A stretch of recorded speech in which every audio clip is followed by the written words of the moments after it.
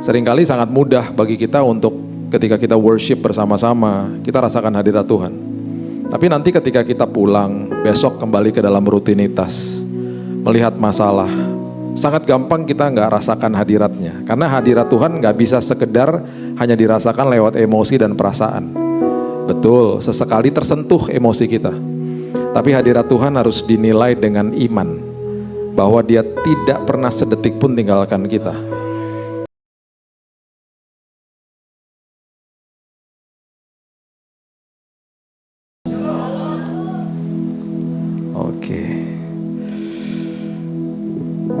Ada sebuah korelasi yang luar biasa antara tadi yang sudah disampaikan oleh Pastor Wijaya tentang hikmat.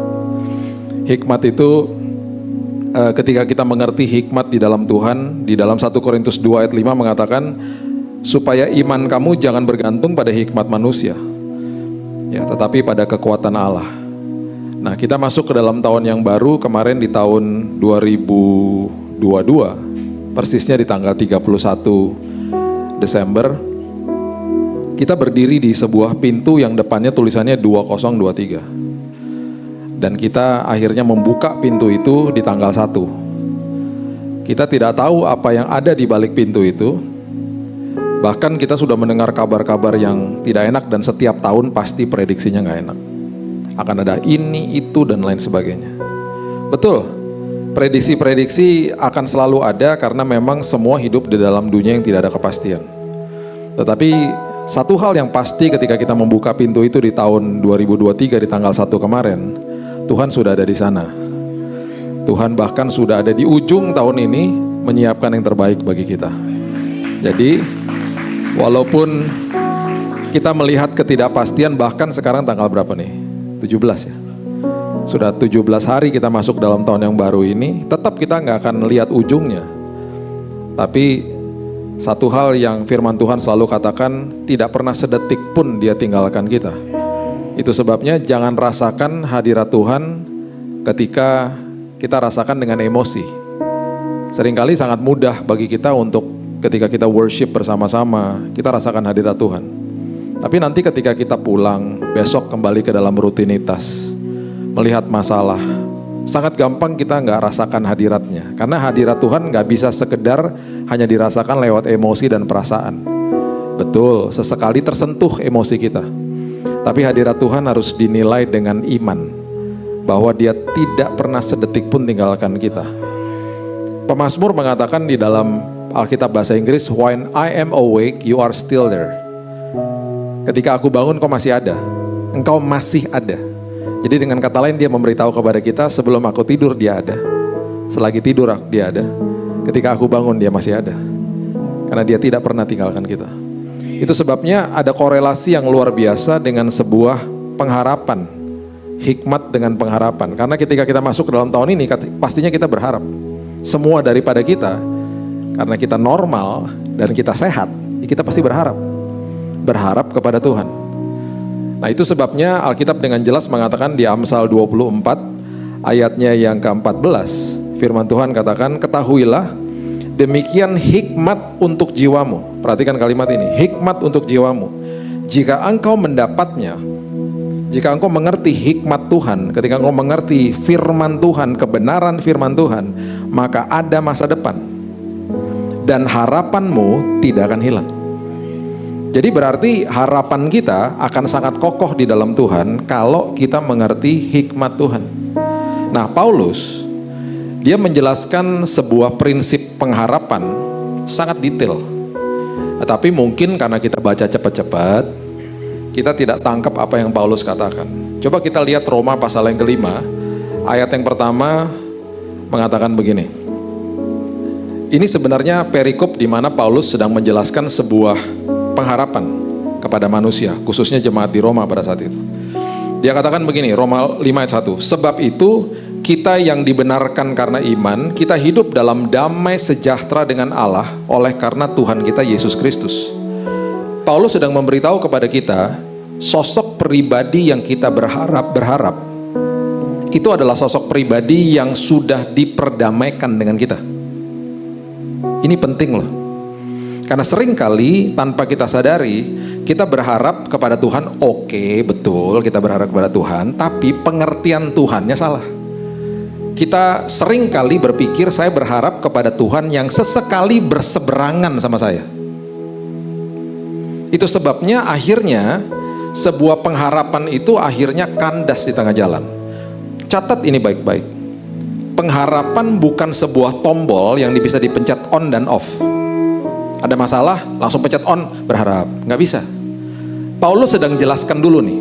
Pertama dia katakan, pengharapanmu kepada Tuhan yang sudah diperdamaikan denganmu. Dia lagi kasih tahu kepada mereka pada saat itu, karena mereka sulit untuk mengerti pemahaman ini. Karena yang mereka lihat pada saat itu adalah Taurat-Taurat yang cukup mengerikan bagi mereka. Kenapa?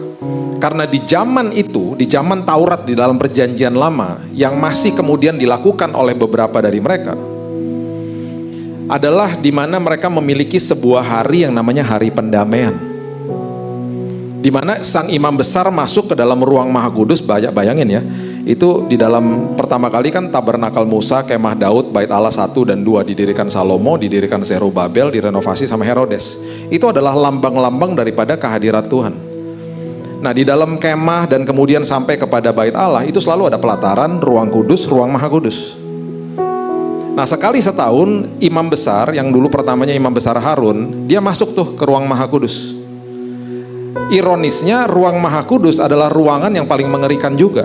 Karena kalau imam besar Harun tidak kudus, mati dia di dalam. Jadi pasti ada selamatan sebelum dia masuk ke dalam situ. Tumpengan di rumahnya. Mungkin perpisahan, kalau dia besok gak kudus mati dia. Bahkan dia harus melakukan sebuah korban-korban. Menurut catatan sejarah 19-21 kali korban yang dia harus lakukan untuk dirinya sendiri. Dan kemudian dia akan masuk ke dalam ruangan itu. Dan ruangan itu Alkitab dengan jelas mengatakan ada tabir yang memisahkan ruang kudus dengan ruang Maha Kudus. Ruang yang kudus di mana tidak ada hadirat Tuhan di situ dengan ruang Maha Kudus yang ada hadirat Tuhan. Alkitab mengatakan begini, Keluaran pasal yang ke-26 ayat 33. Keluaran 26 ayat 33. Haruslah tabir itu kau gantungkan pada kaitan penyambung tenda itu, dan haruslah kau bawa tabut hukum ke sana. Tabut hukum, tabut perjanjian adalah lambang hadirat Tuhan. Ke belakang tabir, perhatikan kalimat ini, ke belakang tabir, sehingga tabir itu menjadi pemisah bagimu antara tempat kudus dan tempat Maha Kudus. Dengan kata lain, Tuhan mengadakan pemisahan dengan manusia.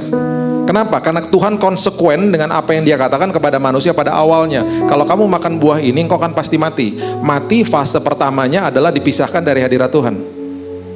Itu sebabnya ketika manusia menghampiri Tuhan, manusia tetap dipisahkan. Dan harus ada mediator, yaitu imam besar, yang masuk ke dalam ruang Maha Kudus sekali setahun. Udah, impas ya, udah Tuhan ya, oke selesai ya, see you next year, sampai ketemu tahun depan. Ntar dosa tahun depan udah diakumulasi, tahun depan dia berhadap lagi, dia mediatornya. Dia bawa darah hewan, dia percikan di atas tabut perjanjian, tutup pendamaian. Ketika dia percikan, hadirat Tuhan turun. Tuhan melihat imam besar itu dari lensa hukum. Kalau dia tidak kudus, dia mati. Nah, ini yang Paulus berusaha jelaskan di ayat yang pertama. Kita sudah diberdamaikan dengan Tuhan, alias Tuhan tidak pernah lagi berseberangan dengan kita. Tidak ada lagi pemisah. Karena apa? Ketika Yesus katakan sudah selesai di kayu salib, Matius mengatakan dengan sangat jelas, tabir bait Allah terbelah dua. Tabir yang menjadi pemisah antara manusia dengan Tuhan terbelah dua, alias kita sekarang mempunyai akses kepada Tuhan. Bisa menghampiri tahtanya kapan saja, di mana saja, dalam kondisi apa saja. Dan bahkan Alkitab dengan sangat jelas mengatakan, Ibrani 6 ayat 19 dan 20 mengatakan begini, pengharapan itu adalah sauh yang kuat dan aman bagi jiwa kita, yang telah dilabuhkan sampai ke belakang tabir. Tadi nggak bisa. Tadinya tabut perjanjian ada di belakang tabir, dan tabir itu pemisah manusia dengan Tuhan. Sekarang, hari ini, kita bisa melabuhkan sauh kita, harapan kita sampai ke belakang tabir, alias kita bisa menghampiri tahta Tuhan kapan saja, di mana saja. Dan yang sangat luar biasa, penulis Ibrani sampai hari ini belum ketahuan siapa. Saya curiganya Paulus, karena banyak sekali tata bahasanya mirip-mirip Paulus. Kemudian dia katakan begini, ayat 20. Saya suka sekali dengan ayat ini. di mana Yesus telah masuk sebagai perintis. Bagi kita, ketika ia menurut peraturan Melkisedek menjadi imam besar sampai selama-lamanya. Alkitab mengatakan, sekarang ada imam besar, bukan imam besar Harun lagi, masuk ke dalam ruang Maha Kudus, tidak membawa darah hewan, membawa darahnya sendiri. Dan dia lakukan pengorbanan di kayu salib, bukan sekali setahun, tetapi sekali untuk selamanya. Dan Alkitab dengan jelas mengatakan dia adalah perintis. Bahasa Inggrisnya perintis adalah forerunner. Bahasa Yunaninya adalah prodromos. Artinya gini. Prodromos pada zaman itu adalah orang yang lari ke dalam kota dan mengatakan kepada seluruh masyarakat, raja datang, atau orang penting mau datang. Sehingga rakyat berkumpul di pinggir jalan, dan kemudian ada sang orang penting itu, VIP itu lewat. Baik itu raja, baik itu permaisuri, baik itu pejabat, lewat di tengah kota. Alkitab mengatakan Yesus adalah forerunner, prodromos, perintis. Maksudnya ketika dia mati di kayu salib, dia sebagai perintis masuk ke jalan emas di sorga. Seolah-olah dia berteriak kepada seluruh sorga, terutama kepada Bapaknya, ada yang datang. Siapa? Saudara dan saya. Kita adalah orang yang sangat penting. Itu sebabnya dia berteriak, dia katakan, sebentar lagi anak-anakku datang untuk menghampiri tahta Tuhan yang luar biasa. Dahsyat. Itu artinya Roma 5 ayat 1, kita sudah diperdamaikan dengan Tuhan. Itu dasar kita berharap. Itu yang Paulus berusaha jelaskan sama kita. Jadi pengharapan kita tuh luar biasa. Jadi jangan pernah berpikir sedetik pun, aduh saya lagi dihukum Tuhan nih, saya lagi bayar harga nih, aduh ini penyakit dari Tuhan nih, ini karena saya buat dosa nih. Bukan. Itu kebohongan iblis. Tuhan gak memberikan penyakit, Tuhan tidak memberikan kecelakaan, Tuhan tidak memberikan celaka. Tuhan gak pernah berseberangan sama kita. Mau kita berdosa pun setiap hari, dia juga gak pernah berseberangan sama kita. Ya kita nanggung ruginya aja, ada akibat dosa. Tapi itu pun bukan kutuk. Jadi stoplah bertanya-tanya, ada kutuk ya Pak? Masih ada kutuk ya? Udah gak ada. Gak ada penuduhan. Kalau mau buat dosa ya silahkan aja. Tetapi berarti kita mempermainkan kasih karunia. Ada akibat dosa loh. Akibat dosa pun bukan kutuk, akibat ulah kita sendiri. Nah, orang yang mengerti kasih karunia Tuhan, mengerti betapa dahsyatnya kita sudah diperdamaikan sama Tuhan, nggak mau buat dosa. Karena kasih karunia bukan tiket buat dosa. Makin ngerti kasih karunia, makin nggak mau buat dosa. Makin nangis di hadapan Tuhan. Kok bisa sih Tuhan sampai segininya kok mengasihi aku? Itu baru benar. Itu dahsyat. Baru dia masuk ayat yang kedua, dia katakan begini, oleh dia, Roma 5 ya, kita juga beroleh jalan masuk oleh iman kepada kasih karunia ini. Di dalam kasih karunia kita berdiri dan kita bermegah dalam pengharapan akan menerima kemuliaan Allah. Kita berdiri dalam kemegahan. Dan dia mulai nih jelasin, dia mulai dari ayat yang ketiga. Bukan hanya itu saja, kita malah bermegah dalam kesengsaraan. Kemudian dia lanjutkan, kita tahu karena kita tahu bahwa kesengsaraan menimbulkan ketekunan. Kemudian dia lanjutkan lagi, ketekunan menimbulkan tahan uji. Tahan uji menimbulkan, nah ini dia, pengharapan.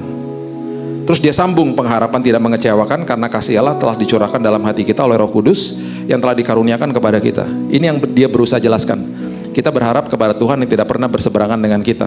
Kemudian dia jelaskan begini, kita akan mengalami yang namanya kesengsaraan, pergumulan, ujian kehidupan. Itu faktor eksternal, kita nggak bisa kontrol. Bisa datang kapan aja. Kita nggak pernah tahu bulan Maret 2020 bangun pagi tiba-tiba ada lockdown. Saya nggak pernah tahu tanggal 2 Januari 2019 bangun pagi berhadapan sama dokter divonis mati 3 bulan kena penyakit kanker. Kita nggak pernah tahu. Kesengsaraan, ujian datang bisa kapan aja. Satu-satunya yang kita bisa kontrol, yang kedua, ketekunan. Tekun apa? Tekun baca firman, tekun berdoa, tekun menabur ketaatan di dalam Tuhan. Nah, karena kita sudah diperdamaikan dengan Tuhan, ketaatan kita bukan supaya untuk kita dilayakan sama Tuhan, bukan. Kita hidup di dalam ketaatan karena kita sudah dilayakan sama Tuhan. Beda. Saya taat karena saya sudah dilayakan. Nah, Setelah saya tekun, dan saya harapkan bukan hanya sekedar ketika ada ujian kehidupan aja baru tekun setiap hari jadi gaya hidup loh. Ketika kita tekun, lahirlah 2 buah. Yang pertama namanya tahan uji, bahasa Inggrisnya karakter. Berarti karakter yang tahan uji. Yang keempat adalah pengharapan itu. Elemen yang keempat, berarti tahan uji sama pengharapan adalah buah dari ketekunan. Jadi kalau kita tekun setiap hari, ketika ada masalah akan lahir dengan sendirinya pengharapan dari dalam sini. Itu sebabnya pengharapan bukan tombol on and off. Semuanya lahir dari ketekunan. Itu sebabnya ketika kita berharap apapun di tahun ini, kita akan biasanya bertanya sama Tuhan beberapa pertanyaan. Karena kita nggak tahu kan mau dibawa sama Tuhan kemana. Persepsi manusia di Roma pasal yang keempat, ayatnya yang ke-18 mengatakan begini. Karena ini persepsinya manusia ya. Kita tidak mempunyai dasar untuk berharap. Apa coba yang kita lihat masalah kok. Jadi ini adalah persepsinya manusia. Nanti persepsinya Tuhan ada. Roma 4 ayat 18. Sebab sekalipun tidak ada dasar untuk berharap, namun Abraham berharap juga dan percaya. Gak ada dasar untuk berharap bahwa ia akan menjadi bapa banyak bangsa menurut yang telah difirmankan demikianlah banyaknya nanti keturunanmu. Mana ada dasar untuk berharap, udah tua kok. Nah, bukan hanya itu saja, Abraham mengalami banyak pertanyaan dalam hidupnya. Yang pertama, Abraham disuruh pergi dari kota Ur sama Tuhan. Kota Ur itu ada di daerah Iran, Irak sekarang ini, ke arah Yerusalem. Alkitab dengan jelas mengatakan, coba lihat Ibrani pasal yang ke-11 ayat yang ke-8, firman Tuhan katakan begini. Ibrani pasal yang ke-11 ayat yang ke-8. Karena iman Abraham taat. Ketika ia dipanggil untuk berangkat ke negeri yang akan diterimanya menjadi milik pusakanya, perhatikan kalimat ini. Lalu Abraham ini berangkat dengan tidak mengetahui tempat yang ia tujui. Kemudian kita semuanya yang ada di dalam ruangan ini masuk ke dalam pintu 2023 tanpa mengetahui kota yang kita akan tujui. Jadi Tuhan hanya memberikan arah, tujuan akhirnya nggak dikasih tahu.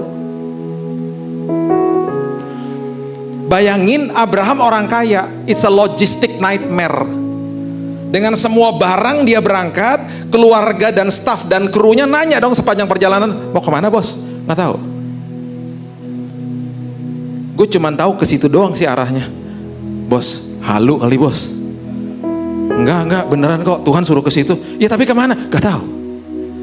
Arahnya aja dikasih tahu. Jadi dia berjalan dengan betul-betul pimpinan Tuhan udah. Ribuan tahun setelah itu, saya gak punya waktu untuk membahasnya. Ada kisah di Matius pasal yang kedua, ketika para Majus dari daerah itu juga pergi ke arah Yerusalem. Majus tidak pernah tahu bahwa mereka harus ke Bethlehem. Majus juga gak pernah disebut 3 ya. Kok pada bengong gitu. Pemberiannya 3. Alkitab gak pernah bilang loh Majusnya 3. Dan bahkan kalau kita mempelajari sejarah, 1 Majus rombongannya bisa 40. Jadi kalau mau membuat pagelaran Majus, kalau sampai kita mau membuatnya 3 Majus, berarti harus ada berapa orang di atas panggung? 120. Kalau kita mau buat 3, nggak pernah disebut 3. Saya katakan ini, fakta ini kepada beberapa gereja, pagelaran Majus dibatalkan langsung. Karena mereka bilang gini, Pak, 3 Majus aja jahit bajunya mahal. 120 kas gereja tekor, Pak. Jadi pagelaran Majus tahun ini ditiadakan. Catat juga baik-baik, Majus nggak pernah pergi ke Palungan. Baca nanti di Matius pasal yang kedua. Majus ke rumah. Dan bertemu dengan Yesusnya disebut dengan jelas sudah jadi anak. Jadi Majus nggak pernah ke Palungan. Udah Majusnya cuma 3, pemberiannya kecil, ketemu ke Palungan lagi, ketemu sama gembala lagi, hai gitu. Itu salah banget udah. Sama anak, ketemunya sama anak sama Maria. Yusuf nggak disebut loh. Itu mungkin udah hari kerja, Yusufnya lagi gojek kali. Nggak disebut pokoknya. Nggak ada Yusufnya. Nah, Majus pas berangkat dari tempat yang mirip-mirip seperti Abraham, mereka nggak tahu bahwa mereka harus ke Bethlehem. Mereka pergi ke istana Herodes. Mereka tanya sama Herodes, ada nggak raja yang baru dilahirkan? Bingung Herodes. Dia nanya sama keluarganya pasti, Emang ada gak keluarga gue yang anaknya baru lahir ntar cikal bakal jadi gantiin gue? Kan dia insecure, Herod the Great. Bahkan keluarganya ada yang dibunuh. Mereka bingung, gak ada yang bisa jawaban, gak bisa memberikan jawaban. Bahkan masyarakat di Yerusalem pun bingung dan terkejut. Akhirnya apa?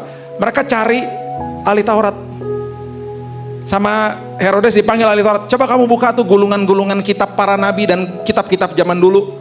Ada nggak nubuatan yang mengacu kepada hari ini yang dikatakan para majus ada raja yang baru lahir? Mereka buka dong. Di situ mereka menemukan kitab Mika pasal yang kelima ayat yang kedua, yang mengatakan apa? Di Bethlehem di kota Daud. Betul, ada yang baru lahir sekarang ini. Jadi mereka harus ke Yerusalem dulu, baru mereka dikonfirmasi mereka harus ke Bethlehem. Dengan kata lain, mereka dipertemukan dengan orang yang tepat. Mereka dipertemukan sama kesempatan yang tepat di dalam perjalanan iman mereka. Di tahun ini, tahun 2023, kita akan dipertemukan dengan orang yang tepat. Kita akan dipertemukan dengan kesempatan yang tepat untuk sampai ke tujuannya. Jadi kalau lagi berjalan, mungkin kita berteriak, mau kemana Tuhan? Tuhan diam. Jangan komplain, karena dia sedang kerja. Waktu saya terbaring sakit, saya masuk ke dalam kondisi-kondisi krisis. Selalu hari Senin sampai Kamis. Udah hampir meninggal.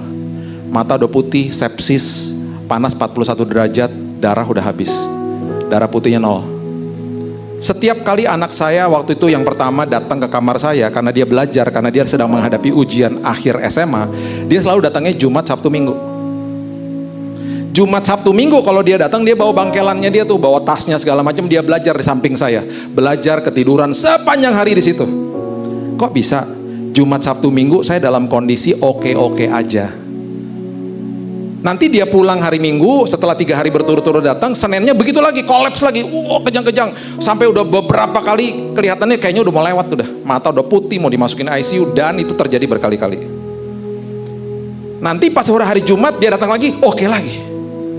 Sampai saya bilang sama istri saya, si kakak suruh datang tiap hari aja biar aku oke nih. Setiap kali dia datang, kenapa aku oke-oke aja? Sampai istri saya bilang gini, kayaknya Tuhan lagi membutakan mata dia, karena kalau dia datang dia lagi belajar. Kan mau ujian akhir. Oke, kalau gitu jangan dikasih tahu. Kalau udah terjadi nih patternnya beberapa minggu, saya pesan sama suster, jangan dikasih tahu ya, karena kalau datang dia lagi belajar loh. Selesai, Bapak Ibu sudah tahu kesaksian saya dapat mujizat Tuhan. Di bulan Mei tahun 2019 saya dikeluarkan dari rumah sakit. Anak saya lulus dengan angka yang luar biasa. Dan dia di bulan Mei itu dia lulus dari saya lupa namanya, pokoknya salah satu high school yang sangat populer lah di Singapura. Jadi dia dapat angka outstanding. Di bulan itu saya dapat email dari rektornya Biola University Los Angeles. Dia bilang gini, menurut data kami dan hasil daripada ujian dia itu betul-betul outstanding. Kami menawarkan paket beasiswa yang sangat besar, dan kami menawarkan kepada dia kesempatan untuk bisa kerja di kampus kami. Wah, luar biasa, ini good news. Saya langsung kasih tahu dia, kita urus dan lain sebagainya. Singkat cerita dia berangkat. Sebelum dia berangkat, saya ngaku sama dia, Kak, beberapa kali Dedi hampir meninggal. Nangis. Kenapa aku nggak dikasih tahu? Bukan aku nggak mau kasih tahu, Tuhan yang nggak mau kasih tahu. Di situ saya kutip Roma 8 ayat 28. Dimulai dengan kata apa? Kita tahu sekarang bahwa Allah turut bekerja dalam segala sesuatu mendatangkan kebaikan bagi kita.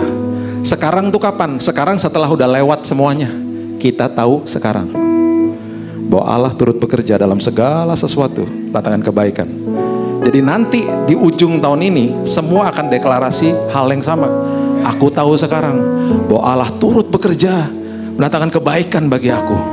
Selagi jalan, ketika lihat masalah jangan komplain. Ketika tanya dia diam, jangan komplain. Dia lagi kerja untuk mendatangkan dan merangkaikan perkara indah bagi kita. Karena kan jalan sama dia. Kemarin tanggal 16 Desember dia lulus wisuda. Kita 3 minggu di sana, 2 minggu lalu saya baru kembali dari sana. Sebelum kami kembali, kami berempat, saya dengan dia, dengan adiknya, dengan istri saya, kami berpelukan dan kami deklarasi lagi ayat ini. Kita tahu sekarang bahwa Allah turut bekerja dalam segala sesuatu, datangkan kebaikan bagi kita. Selagi kita di sana, Tiba-tiba visanya dia keluar, dapat izin kerja sepanjang tahun depan. Dia diterima pekerjaan, dia bisa kerja, jadi kita tinggalkan dia di sana lagi. Tuhan indah, Tuhan luar biasa. Itu sebabnya berkali-kali kan saya kasih tahu, firman Tuhan adalah pelita bukan lampu sorot. Kita bisa lihat hanya langkah demi langkah, tapi nikmat, karena ujungnya pasti aman dan nyaman, karena jalan sama raja, jalan sama sumber atas segala sumber. Abis Abraham melakukan itu semuanya, Abraham transit. Pertanyaan yang kedua, setelah kemana? Pastinya kita tanya gini, kapan Tuhan selesainya? Coba lihat Ibrani pasal yang ke-11, ayatnya yang ke-9 dan 10 mengatakan begini. Karena iman, ia diam di tanah yang dijanjikan itu, seolah-olah di suatu tanah asing. Dan di situ ia tinggal di kemah dengan Ishak dan Yakub yang turut menjadi ahli waris janji yang satu itu. Sebab ia menanti-nantikan kota. Dia transit nih, sambil menanti-nantikan kota yang mempunyai, perhatikan kalimat ini, mempunyai dasar yang direncanakan dan dibangun oleh Allah. Tadi kita udah baca, dari persepsi manusia, pengharapan kita seolah-olah gak ada dasarnya, karena banyak masalah yang kita lihat. Dari persepsinya Tuhan, dia menunggu kota, kita menunggu tujuan hidup kita yang mempunyai dasar yang dibangun oleh Tuhan. Masa depan kita punya dasar yang kokoh, karena yang merangkai dan membangun itu Tuhan. Jadi pertanyaan yang kedua, kapan Tuhan? Itu semuanya sah-sah saja kok. Tapi ketika kita berkata dan kita bertanya kapan Tuhan, itu bicara soal kairosnya Tuhan, waktunya Tuhan. Alkitab mengatakan kalau sudah genap waktunya. Yang tahu genap waktunya siapa? Tuhan. Jadi biarkan hidup kita diproses. Nanti kalau sudah tepat dan genap waktunya Tuhan selalu indah. Pasti indah. Kemudian yang terakhir, kita biasanya juga berteriak kepada Tuhan, bagaimana Tuhan? Ini yang ditanya sama mereka. Ibrani pasal yang ke-11, ayatnya yang ke-11 dan 12 mengatakan begini. Karena iman, ia juga dan Sarah beroleh kekuatan untuk menurunkan anak cucu, walaupun usianya sudah lewat, karena ia menganggap dia yang memberikan janji itu setia. Kita bertanya, bagaimana Tuhan? Ia yang memberikan janji itu setia. Kalau kita lagi tanya bagaimana, ingat kalimat itu. Ia yang memberikan janji setia. Itulah sebabnya maka dari satu orang, malahan orang yang telah mati pucuk, terpancar keturunan besar seperti bintang di langit, seperti pasir di tepi laut yang tidak terhitung banyaknya. Abraham umur 100 tahun, Sarah 91 waktu Ishak lahir. Ibrani pasal yang ke-10 ayat 23 menegaskan begini. Marilah kita teguh berpegang pada pengakuan tentang pengharapan kita. Jadi kalau kita ditanya sama orang, saya teguh berpegang pada pengharapan saya. Ya, saya berharap. Saya tahu satu hari pemulihan terjadi. Saya percaya semuanya sudah diberikan sama Tuhan. Tinggal tunggu tanggal manifestasi dalam hidup saya. Kita teguh dalam pengharapan kita, sebab Ia, Alkitab mengatakan, yang menjanjikannya setia. Setia. Kemarin tanggal 13 Desember saya habis dari perjalanan panjang, tiba di Los Angeles. Dan saya sehari sebelumnya udah masuk aplikasi untuk sewa mobil. Karena kalau Bapak Ibu tahu Amerika, public transportnya kan jelek ya. Apalagi di daerah LA situ, kereta ada tapi jelek lah. Bisa tunggu lama. Tidak seperti Singapura misalnya. Jadi dikondisikan harus sewa mobil. Saya udah dapat mobil, sampai di counternya dekat airport, mobilnya nggak ada. Udah unavailable, udah nggak ada Pak. Kita punya deal yang lain. Tiba-tiba si mbaknya nih, dan dia rada-rada tahu gitu, saya dalam kondisi capek, dan dia langsung matok harga tinggi banget. Dia pikir saya nggak tahu. Saya pernah tinggal di situ belasan tahun, jadi saya tahu harga lah.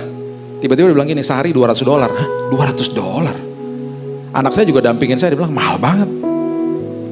Salah saya, selagi lagi ngobrol sama dia sempat minta kredit card saya, dan karena saya lagi disorientasi, lagi capek, saya kasih aja. Tiba-tiba dia bilang, dapat diskon deh, $150, tetap mahal. Sehari $150 mahal banget. Selagi tiba-tiba dalam pembicaraan, tiba-tiba dia ngomong gini, minta dong kredit cardnya. Saya bilang, barusan kan saya kasih. Saya ingat barusan saya kasih. Dia cari, nggak ada. Temannya datang, nyari juga, nggak ada. Lu panik dong saya. Kredit card saya hilang nih. Terus saya mulai curiga sama orang-orang tadi yang ada di sebelah-sebelah saya. Jangan-jangan diambil kredit card gua. Jadi akhirnya supervisor datang, panik nih mereka nih. Karena saya bilang, saya yakin saya kasih barusan, saya bilang gitu. Sampai saya cek dompet saya, udah nggak ada, saya kasih kok. Kalau nggak percaya cek CCTV-nya, saya bilang gitu. Oh, mereka panik, mereka cari. Anak saya tiba-tiba bilang gini, boleh nggak saya bantuin? Boleh. Anak saya juga ke belakang counter, nyariin juga, 4 orang nyari, nggak ketemu. Setelah nggak ketemu, saya bilang gini, ya udah deh, saya blokir aja kartunya. Takut dong kalau sampai tiba-tiba ada yang nyuri. Saya blokir, saya telepon banknya blokir. Saya bilang ya udah, saya pergi deh. Kalau sampai ketemu, telepon anak saya, dia punya nomor lokal. Kita pergi. Baru keluar dari tempat itu, tiba-tiba anak saya buka aplikasi. Lihat, 200 meter dari sini ada nih deal mobil cuma $60. SUV lagi gede mobilnya. Serius kak? Iya nih, cepetan nih, tinggal 1 nih. Kita bergegas ke sana, 200 meter dari situ. Sampai sana beres, udah dapat mobilnya. Itu orang telepon ke anak saya. Kredit cardnya ketemu. Loh, di mana? Bapak Ibu tahu nggak ada di mana? Nyantol di mesin edisi. Yang waktu mereka berempat tuh nyari, itu ada di atas meja. Semuanya dibutakan matanya. Dia bermaksud jahat lah. Karena dia nggak masukin, dia masukin udah selesai. Di Amerika banyak tempat, termasuk tempat itu nggak usah pakai PIN, masuk udah. Dia udah langsung transaksi. Tuhan luputkan, Tuhan jaga. Sampai ada di mesin edisi mereka nggak lihat, di atas meja loh. Kalau ada bahaya di tahun ini, saya percaya Tuhan akan luputkan kita. Karena apa? Sang pemberi janji setia. Gak usah takut. Semua sudah diatur dengan sangat baik oleh Tuhan bagi kita. Saya akan tutup ya dengan kisah nyata ini. Ada 50 orang tahanan perang di Perang Dunia Kedua. Ditahan di, ini Perang Dunia Kedua kan antara sekutu sama Nazi, tentara Jerman. Ditahan di daerah Jerman. Ditahan di daerah Jerman, 50-50-nya masuk dalam satu sel. Selnya itu, maaf, mereka makan di situ, buang air di situ. Jadi betul-betul tidak sanitize. Mereka dikasih makan juga seadanya, jadi mereka udah kurus-kurus, udah tinggal tunggu mati lah. 50 tentara Amerika. Satu hari tiba-tiba para penjaga sel itu, tentara Jerman pada kaget. Kenapa? Karena 50-50 tentara Amerika ini semuanya tersenyum dan saling berpelukan. Kenapa? Mereka cek dan recheck, rupanya ada satu dari tentara itu yang memiliki radio transistor kecil diselundupkan sama mereka, dan mereka mendengar kabar di radio itu bahwa Perang Dunia Kedua sudah selesai. Dan ada kabar yang luar biasa menyatakan bahwa semua tahanan perang akan segera dibebaskan. Jadi semuanya harus diperlakukan dengan baik karena sudah ditanda tangan perjanjian.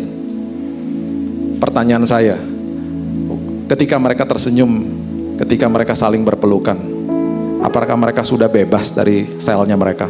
Belum. Mereka masih ada di situ. Mereka begitu berbahagia karena mereka tahu mereka memiliki pengharapan bahwa pertolongan sedang on the way. Hari ini mungkin kita sedang berhadapan sama penyakit, masalah keluarga, ekonomi, pekerjaan, apapun itu. Tersenyumlah, peluklah keluargamu, karena kesembuhan, pemulihan, berkat Tuhan sedang on the way. Sedang dalam perjalanan. Itulah pengharapan untuk 2023. Dan kalau kita mengerti dengan hikmat Tuhan, kita akan mengerti pengharapan di dalam Tuhan yang tidak pernah berseberangan dengan kita. Berikan tepuk tangan kita untuk Tuhan kita. Bapak terima kasih, mengucap syukur buat tahun yang baru, bulan yang baru, berarti ada kesempatan yang baru. Itu sebabnya Tuhan, kami begitu mengucap syukur karena kami berjalan bersama Raja atas segala raja, sumber atas segala sumber, yang walaupun kami nggak bisa lihat ujungnya, tapi kami tahu pasti ujungnya pasti aman dan nyaman. Itu sebabnya Tuhan, kami berterima kasih karena penyertaan Tuhan tidak pernah gagal dalam hidup kami. Tuhan, hamba-Mu berdoa, nanti di ujung tahun ini Tuhan, semua kami akan deklarasi, aku tahu sekarang bahwa Allah turut bekerja dalam segala sesuatu untuk mendatangkan kebaikan bagi kami. Karena betul Tuhan, setiap langkah-langkah kami Tuhan sudah atur, Tuhan sudah siapkan yang terbaik bagi kami. Pertolongan, penyertaan, bahkan kesembuhan dan kesehatan Tuhan sudah siapkan bagi setiap kami. Kami bukan sekedar sehat secara tubuh saja, tapi jiwa dan roh kami sehat dan kuat untuk terus melayani Tuhan, berkarya untuk Tuhan.